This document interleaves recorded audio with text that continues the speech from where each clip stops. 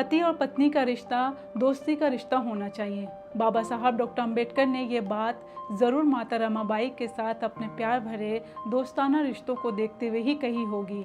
इस जोड़ी ने ज़िंदगी की हर मुश्किलों को मिलकर झेला और हमेशा एक दूसरे का सबसे बड़ा सहारा बने रहे। मैं अज़रा परवीन आज आपको बताऊंगी माता रमाबाई और बाबा साहब डॉक्टर अंबेडकर की जोड़ी की एक अनोखी दास्तां। तो आइए शुरू करते हैं।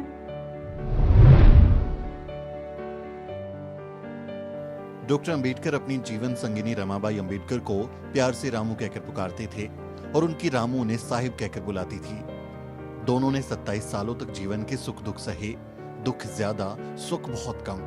दोनों की शादी 1906 में उस समय हुई थी जब डॉक्टर अंबेडकर की उम्र महज 14 साल थी और रमाबाई की उम्र सिर्फ 9 साल थी। रमाबाई का मायके का नाम रामीबाई था। शादी के बाद उनका नाम रमाबाई पड़ा। डॉक्टर अंबेडकर के अनुयायी माता रमाबाई को रमाई कहते हैं। फॉरवर्ड प्रेस के लिए लिखे लेख में सिद्धार्थ इस बारे में बेहद दिलचस्प जानकारी देते हैं। लेख में उन्होंने बताया कि 1935 में रमाबाई के निधन के 6 साल बाद 1941 में बाबा साहब ने अपनी किताब पाकिस्तान और द पार्टीशन ऑफ इंडिया को रमाबाई को समर्पित किया था। उन्होंने लिखा, रामू की याद को समर्पित। उसके सुंदर हृदय, उदात्त चेतना, शुद्ध चरित्र और असीम धैर्य और मेरे साथ कष्ट भोगने की उस तत्परता के लिए जो उसने उस दौर में प्रदर्शित की जब हमारा कोई दोस्त नहीं था और हम चिंताओं और वंचनाओं के बीच जीने को मजबूर थे। इस सब के लिए मेरे आभार के प्रतीक के रूप में। समर्पण के इन शब्दों में कोई भी अंदाज़ा लगा सकता है कि डॉक्टर अंबेडकर रमाबाई के व्यक्तित्व का कितना ऊंचा मूल्यांकन करते हैं और उनके जीवन में उनकी कितनी अहम भूमिका थी। समर्पण के इन शब्दों में वो इस बात पे भी जोर देते हैं कि दोनों के जीवन में एक ऐसा समय रहा है जब उनका कोई संगिनी साथी नहीं था, तब वो दोनों एक दूसरे के संगिनी साथी थे। डॉक्टर अंबेडकर जहां अपनी पढ़ाई लिखाई करने के लिए संघर्ष कर रहे थे ताकि भारत में अछूतों का भविष्य बदला जा सके, उस वक्त माता रमाई अकेले ही घर की जिम्मेदारियां संभाल रही होती थी। गरीबी और भुखमरी की मार के बावजूद माता रमाई ने अकेले ही पूरे परिवार को संभाला। डॉक्टर अंबेडकर 1920 में दूसरी बार अध्ययन के लिए इंग्लैंड गए। जाने से पहले उन्होंने रमाबाई को घर के खर्च चलाने के लिए जो रकम दी थी वो बहुत कम थी और जल्द ही खत्म हो गई। उसके बाद उनका घर खर्च रमाबाई के भाई बहन की मजदूरी से चला। रमाबाई के भाई शंकर राव और छोटी बहन मीराबाई दोनों छोटी मोटी मजदूरी करते थे। तकरीबन 8-10 आने रोज कमा पाते थे। उसी में रमाबाई बाजार से किराना सामान खरीद कर लाती और रसोई पकाकर सबका पेट पालती थी। इस तरह मुसीबत के ये दिन उन्होंने बड़ी तंगी में बिताए। कभी कभी उनके परिवार के सदस्य आधे पेट खाकर ही सोते तो कभी भूखे पेट ही। इधर रमाबाई बच्चों और भाई बहन के साथ आधे पेट या भूखे रहकर जीवन गुजार रही थी, तो उधर लंदन में यही हालात डॉक्टर अंबेडकर के थे। रमाई ने एक पत्र में गरीबी के बारे में लिखवाया था, जिसके जवाब में डॉक्टर अंबेडकर ने लंदन से एक चिट्ठी लिखी थी। 25 नवंबर 1921 को लंदन से लिखी चिट्ठी में डॉक्टर अंबेडकर लिखते हैं, प्रिय रामू, तुम्हारा पत्र मिला। गंगाधर बीमार है ये जानकर दुख हुआ। खुद पर भरोसा रखो, चिंता करने से कुछ नहीं होगा। पैसों की व्यवस्था कर रहा हूँ। मैं भी यहाँ दाने दाने का मोहताज हूँ। तुम्हें भेजने के लिए मेरे पास कुछ भी नहीं है, फिर भी कुछ न कुछ प्रबंध कर रहा हूँ। अगर कुछ समय लग जाए या तुम्हारे पैसे खत्म हो जाएं, तो अपने जेवर बेचकर घर गृहस्थी चला लेना। मैं तुम्हें नए गहने बनवा दूंगा। यशवंत और मुकुंद की पढ़ाई कैसी चल रही है इस बारे में कुछ लिखा नहीं। मेरी तबीयत ठीक है, चिंता मत करना। अध्ययन जारी है। सखू और मंजुला के बारे में कुछ पता नहीं चला। तुम्हें जब पैसे मिल जाएं तो मंजुला और लक्ष्मी की माँ को एक एक साड़ी दे देना। शंकर के क्या हाल है, गजरा कैसी है, सबको कुशल। भीमराव। माता रमाबाई पढ़ना लिखना नहीं जानती थी। उनकी चिट्ठियां उन्हें कोई और पढ़कर सुनाता था। डॉक्टर अंबेडकर ये बात जानते हुए भी चिट्ठी में अपने दिल की हर बात लिख डालते थे। रमाई उनकी सबसे अच्छी दोस्त थी, इसलिए उनके सामने खुलकर अपनी पीड़ा बयां करते थे। ऐसे ही एक चिट्ठी में उन्होंने 30 दिसंबर 1930 को लंदन से लिखी थी। डॉक्टर अंबेडकर गोलमेज सम्मेलन में भाग लेने के लिए लंदन गए थे। वहीं से वो रमाई को चिट्ठी लिखते हैं और इस चिट्ठी में रमाबाई के प्रति अपने प्यार का खुला इजहार करते हैं। वो लिखते हैं, रमा मैं ज्ञान का सागर निकाल रहा हूँ। मुझे और किसी का भी ध्यान नहीं है, परंतु ये ताकत जो मुझे मिली है उसमें तुम्हारा हिस्सा भी है। तुम यहाँ मेरा संसार संभाले बैठी हो, आंसू का जल छिड़क कर मेरा मनोबल बढ़ा रही हो, इसलिए मैं बेबाक तरीके से ज्ञान के अथाह सागर को ग्रहण कर पा रहा हूँ। रमा, तुम मेरी जिंदगी में न आती तो तुम मन साथी के रूप में न मिली होती तो क्या होता? मात्र संसार सुख को ध्येय समझने वाली स्त्री मुझे छोड़ के चली गई होती। आधे पेट रहना, उपले चुनने जाना या गोबर ढूंढकर उसका उपला थापना या उपला थापने के काम पर जाना किसे पसंद होगा? चूल्हे के लिए ईंधन जुटा कर लाना बंबई जैसे शहर में कौन पसंद करेगा? घर के चिथड़े हुए कपड़ों को सीते रहना, इतना ही नहीं एक माचिस में पूरा माह निकालना, इतने ही तेल में और अनाज में नमक से महीने भर का काम चलाना। मेरा ऐसा कहना, गरीबी के आदेश तुम्हें मीठे नहीं लगते तो मेरा मन टुकड़े टुकड़े हो गया होता। मेरी जिद में दरारें पड़ गई होती, मेरे सपनों का खेल पूरी तरह से तहस नहस हो जाता। रमा, मेरे जीवन के सब सुर ही बेसुरे बन जाते, सब कुछ तोड़ मरोड़ के रह जाता, सब दुख में हो जाता। मैं शायद बोना पौधा ही बना रहता, खुद को संभालना जैसे संभालती हो मुझे।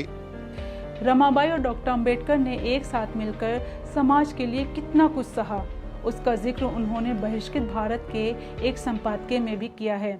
उन्होंने इस बात पर खास जोर दिया है कि जिंदगी के एक बड़े हिस्से में गृहस्थी का सारा बोझ रमाबाई ने अपने कंधे पर उठा रखा था।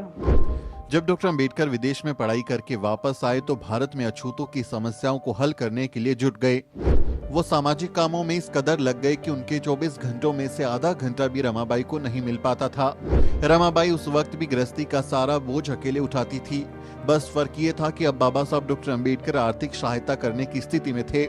दोनों ने सामाजिक कामों के लिए अपने सुख चैन की कितनी कुर्बानी दी, इसका वर्णन डॉक्टर अंबेडकर ने इन शब्दों में किया है।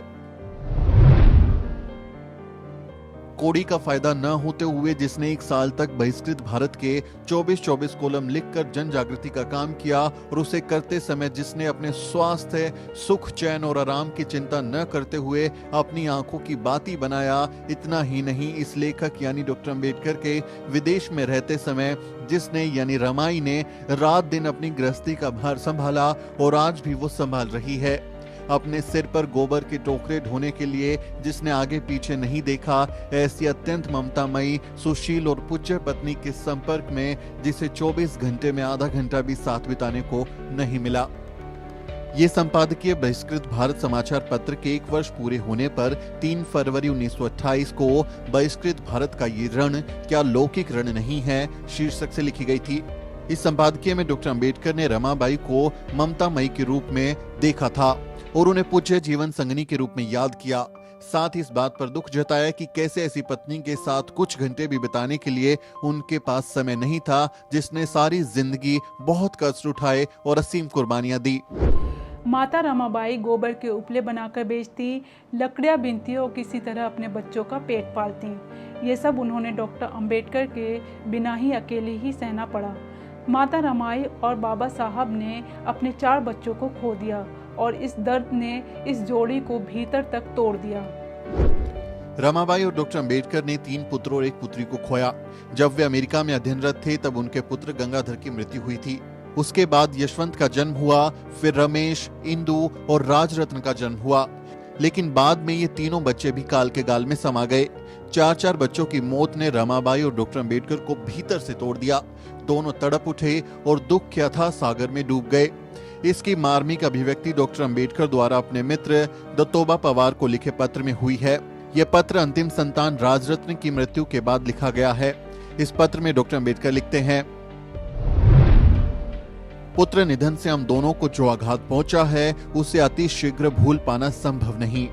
अभी तक 3 पुत्र और 1 पुत्री को शमशान पहुंचाने का काम इन हाथों ने किया है। जब भी यादें सताती हैं तो मन दुख से विचलित हो उठता है। उनके भविष्य के बारे में जो सोचा था वो सब धराशायी हो गया। हमारे जीवन पर दुख के बादल मंडरा रहे हैं। बच्चों के निधन से हमारा जीवन ऐसे निस्वाद हो गया जैसे भोजन बिना नमक के हो जाता है। बाइबल में कहा गया है, तुम धरती का नमक हो। नमक का स्वाद ही गया तो उसे खारा कैसे बनाया जा सकता है। मेरे शून्य जीवन में इस वचन की सार्थकता सिद्ध होती है। मेरा अंतिम पुत्र असामान्य था, उसके जैसा पुत्र मैंने शायद ही देखा हो। उसके जाने से जीवन कांटों भरे बगीचे के समान हो गया है। दुखी पीड़ित अवस्था के कारण कुछ ज्यादा लिखा नहीं जा रहा। दुख से व्यथित तुम्हारे मित्र का तुम्हें नमस्कार। डॉक्टर अंबेडकर की चिट्ठियों से उस दर्द को महसूस किया जा सकता है जिसे माता रमाई और बाबा साहब गुजरे थे, लेकिन इन दोनों ने एक दूसरे का साथ कभी नहीं छोड़ा। ये दोनों हमेशा एक दूसरे के सबसे बड़ा सहारा बनकर खड़े रहे। बाबा साहब अपने असंख्य बच्चों को गुलामी की बेड़ियों से काटने के लिए दिन रात मेहनत करते रहे। ऐसे में माता रमाई पर घर की जिम्मेदारी होती और वो इस बोझ में अपनी सेहत का ख्याल ही नहीं रख पाती। बाबा साहब भी बाहर के कामों में व्यस्त रहते थे। इस वजह से माता रमाई की सेहत बिगड़ती चली गई। बाबा साहब ने अपनी सबसे अच्छी दोस्त के इलाज के लिए काफी प्रयास किए। डॉक्टर अंबेडकर के जीवनीकार धनंजय कीर लिखते हैं, बाबा साहब की पत्नी रमाबाई बीमार थी। पिछले 10 वर्षों में अपने परिवार का ध्यान देने के लिए बाबा साहब को समय कभी नहीं मिला। जब जब उन्हें थोड़ा समय मिल जाता तब तब वे पारिवारिक बातों की ओर ध्यान देते। एक बार रमाबाई को हवा बदली करने के लिए धारवाड़ ले गए थे, लेकिन उनके स्वास्थ्य में सुधार नहीं हो पा रहा था। पत्नी के स्वास्थ्य में कुछ सुधार हो, इसके लिए बाबा साहब ने काफी प्रयास किए, लेकिन इलाज का असर नहीं हो रहा था। धीरे धीरे उनका शरीर कमजोर पड़ता गया। मृत्यु से पहले वे 6 महीने तक बिस्तर पे रही। वैवाहिक जीवन के शुरुआती वर्षों में उन्हें लंबे समय तक भूखे या आधा पेट खाकर जीना पड़ता था। इसी स्थिति ने उन्हें शारीरिक तौर पर तोड़ दिया। 4 बच्चों की मौत ने उन्हें भीतर से तोड़ दिया था। अंत में साहिब की रामू ने सदा सदा के लिए छोड़कर 27 मई 1935 को चली गई। रमाबाई की मृत्यु के एक रात पहले ही डॉक्टर अंबेडकर लौटे थे। उनकी मृत्यु के समय उनकी सैया के पास ही वो बैठे हुए थे। भारी दिल से, गंभीर मुद्रा, विचार और दुख से व्याकुल मन स्थिति के साथ वो शव यात्रा के साथ धीमे धीमे चल रहे थे। शमशान यात्रा से लौटने पर वो दुख से व्याकुल होकर कमरे में अकेले पड़े रहे। 1 सप्ताह तक छोटे बच्चे की भांति वे फूट फूट कर रोते रहे। डॉक्टर अंबेडकर ने अपनी सबसे अच्छी दोस्त हमेशा हमेशा के लिए खो दिया था। इस दुख से वो कभी नहीं उभर पाए। भीमराव को बाबा साहब डॉक्टर अंबेडकर बनाने में सबसे बड़ी भूमिका माता रमाबाई की थी। बाबा साहब ने खुद इस बात को स्वीकार किया है। हमें माता रमाबाई और बाबा साहब की जोड़ी से सीखना चाहिए कि कैसे अपने जीवन साथी के साथ हमेशा खड़े रहना और हर मुश्किल का सामना मिलकर करना है। उम्मीद है ये वीडियो आपको पसंद आया होगा और माता रमाबाई और बाबा साहब की जोड़ी के बारे में कुछ अनसुनी बातें आपको पता चली होंगी। वीडियो कैसा लगा इस बारे में कमेंट के ज़रिए अपनी राय दें और हमारे चैनल को सब्सक्राइब करना ना भूलें। मेरा नाम अजरा परवीन है और इस वीडियो स्टोरी में मेरी मदद कर रहे हैं सुमित और मोहित। अगले किसी वीडियो में मुलाकात होगी। जय भीम।